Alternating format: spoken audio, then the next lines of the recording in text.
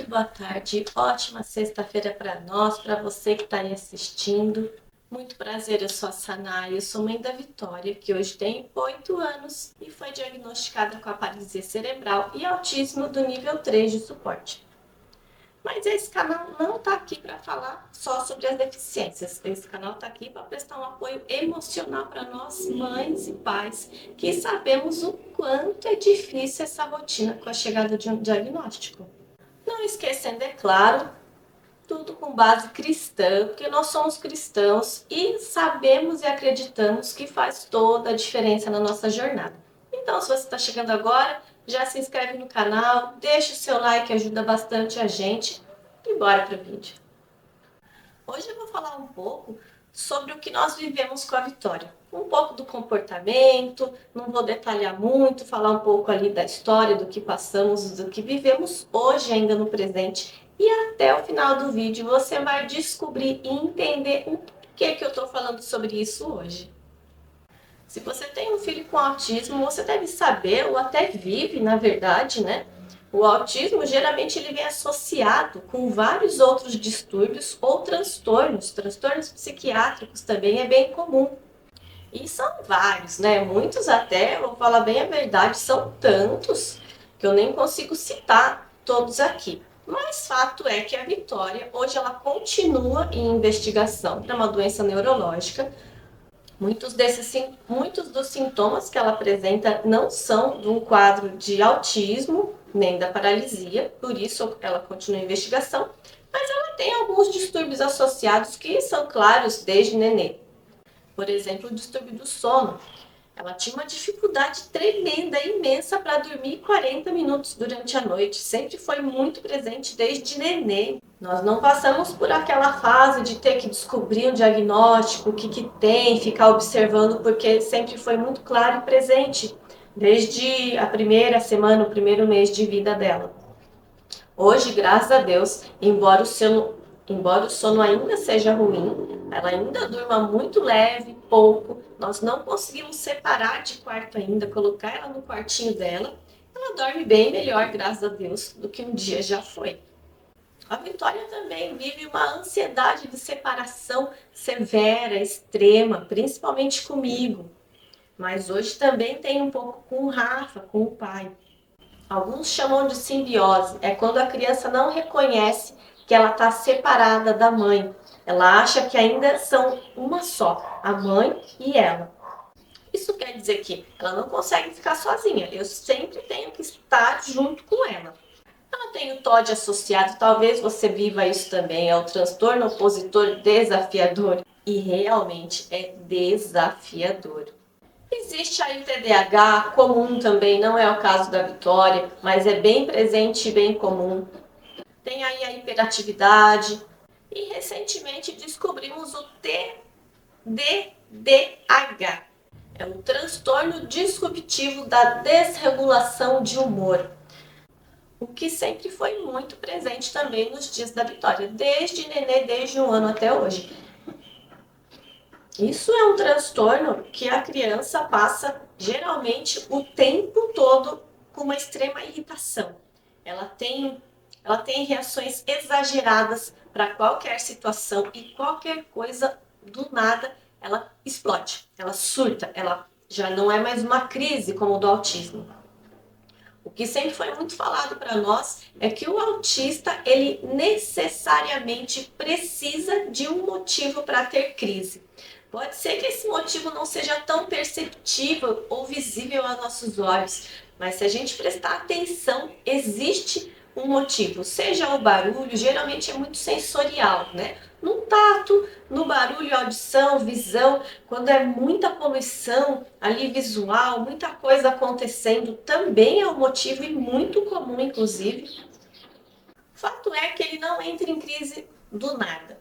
Esse transtorno, esse TDDH, a criança já passa irritada com uma grave irritação o tempo todo. Não necessariamente precisa de motivo, essa irritação está na criança.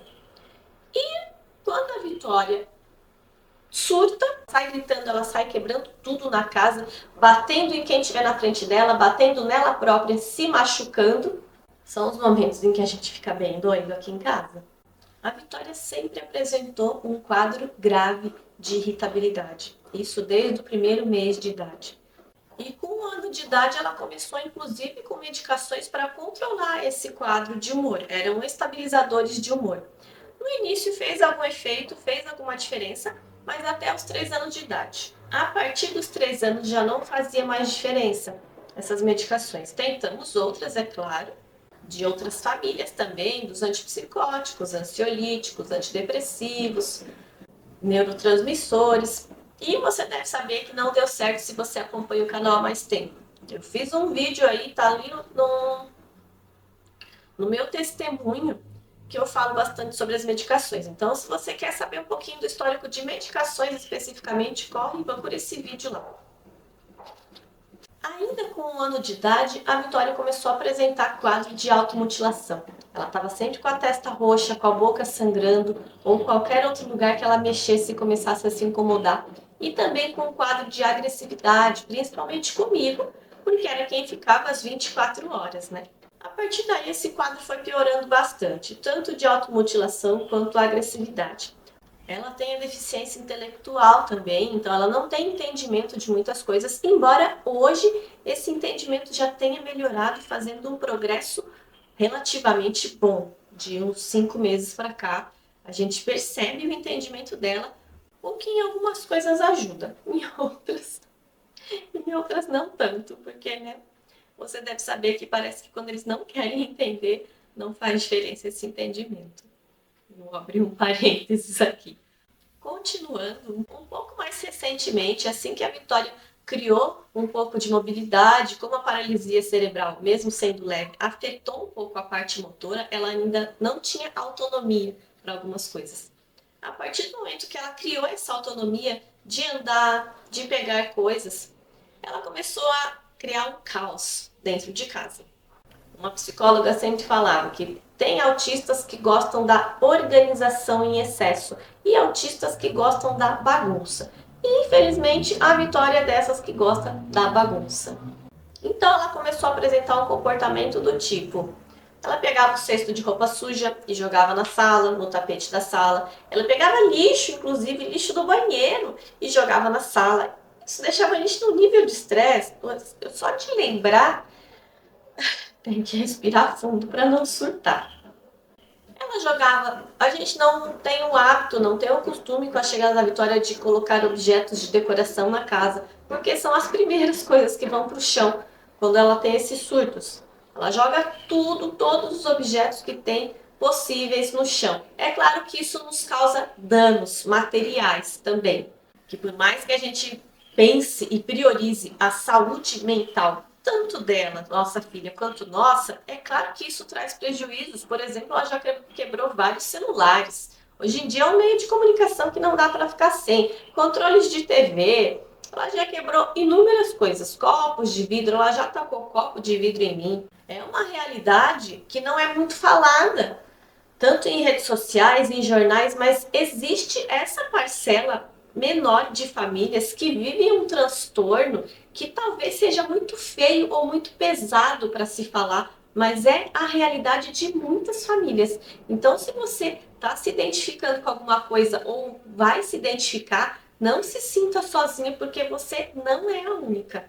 Entre em contato, inclusive, seja aqui pelos comentários. Se você quer uma coisa mais privada, não quer se expor, entre em contato no nosso Instagram, é Família Típica Cristã. Ele não está sendo muito movimentado pela falta de tempo mesmo. A gente mantém ele como um canal ainda para conversa, para uma troca aí, seja do que for. Nessa mesma época, a Vitória aprendeu a tirar as fraldas. Nós não desfraldamos totalmente ela ainda. O número 2, o cocô, ela precisa fazer na fralda hoje. Naquela época, ela ainda fazia o xixi na fralda também. Ela tinha 6 anos. Ela aprendeu a tirar a fralda. Ela tirava essa fralda o tempo todo, constantemente, por causa dessa irritação constante. E fazia xixi pela casa toda, no tapete, no sofá, no colchão, em todos os lugares. E pelo Todd, como motivo de provocação mesmo. Quanto mais a gente tentasse consertar aquilo, né, educar de alguma forma, mas ela fazia que era para confrontar a gente mesmo. Nós chegamos a levar ela num pronto-socorro psiquiátrico. Ela ficou ali internada por 24 horas e foi dispensada porque, segundo a psiquiatra do local no plantão, falou que não tinha mais o que fazer com ela. Ela precisaria de uma internação para investigação e um pouco mais a fundo, o que até foi nos dada essa opção e até o momento ainda não conseguimos.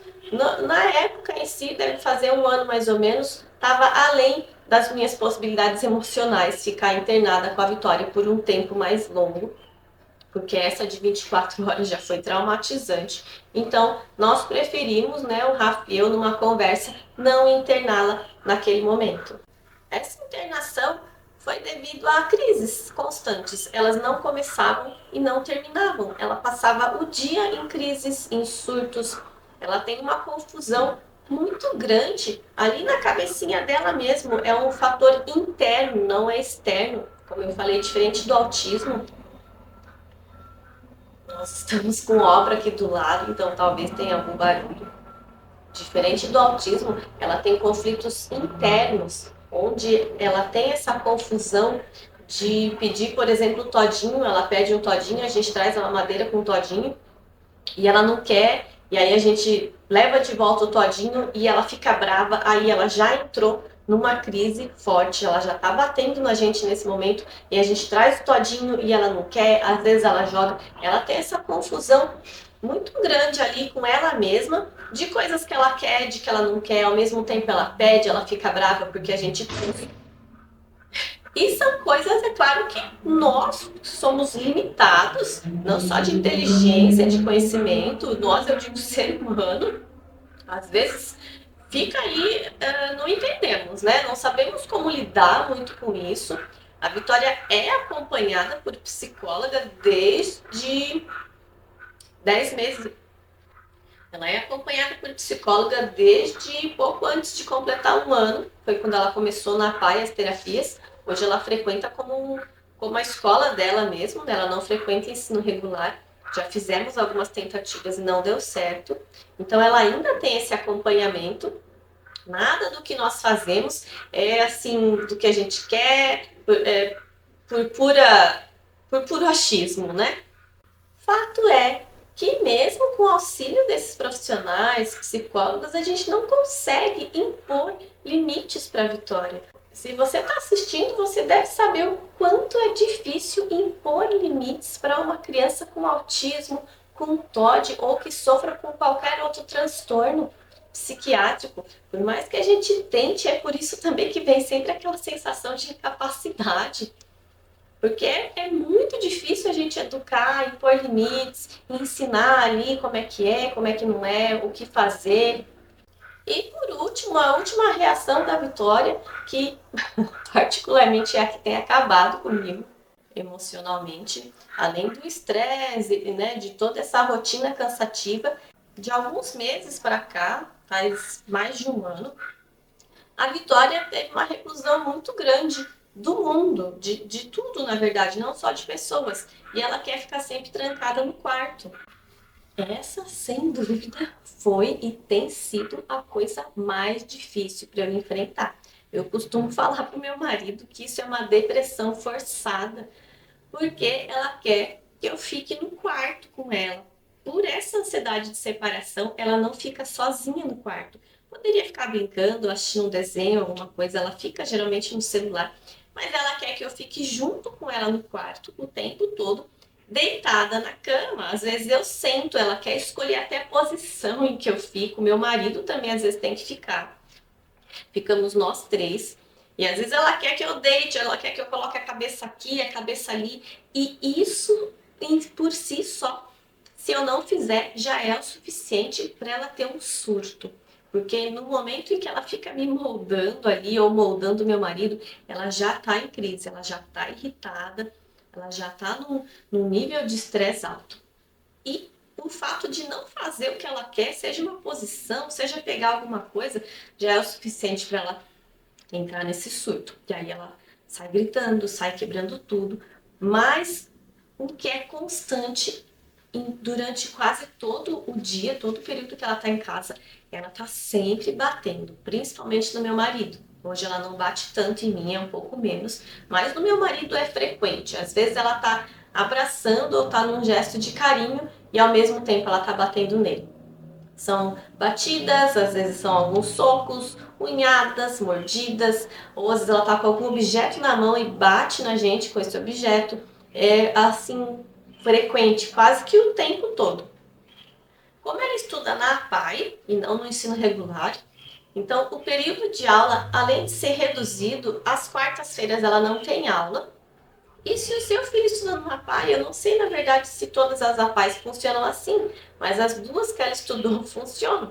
Além dessa quarta-feira que ela não tem aula, vira e mexe não tem aula porque tem uma reunião pedagógica ou porque tem uma festinha, um bingo. Então é muito comum para a gente aqui ter semanas em que ela só vai 2 dias da semana na aula. Isso quer dizer que ela fica 5 dias seguidos em casa com bastante frequência, no período da manhã, à tarde e à noite. Em casa eu digo com a gente, né? A gente tenta, é claro, levar para um parquinho, para o mercado, para ela passear, socializar um pouco, que geralmente dá errado ainda nos dias de hoje, é verdade.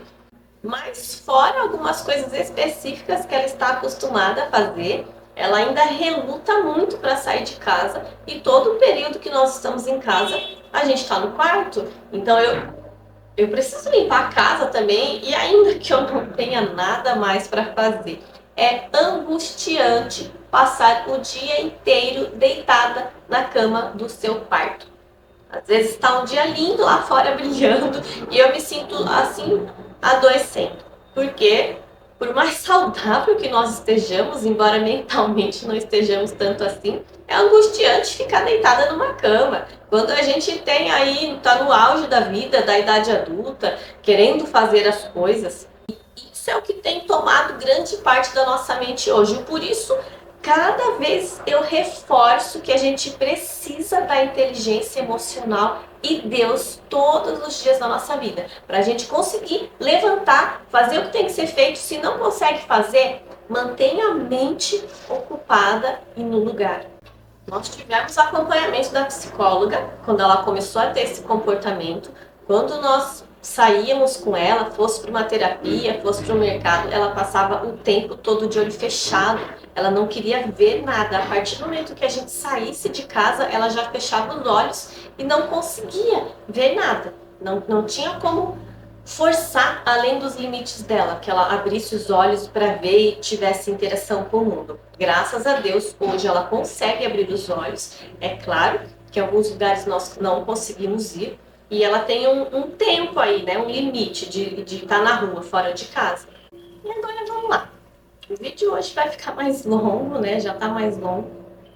O porquê que eu contei tudo isso para você? Não foi com o intuito de ficar reclamando, não foi com o intuito de ficar vitimizando qualquer situação.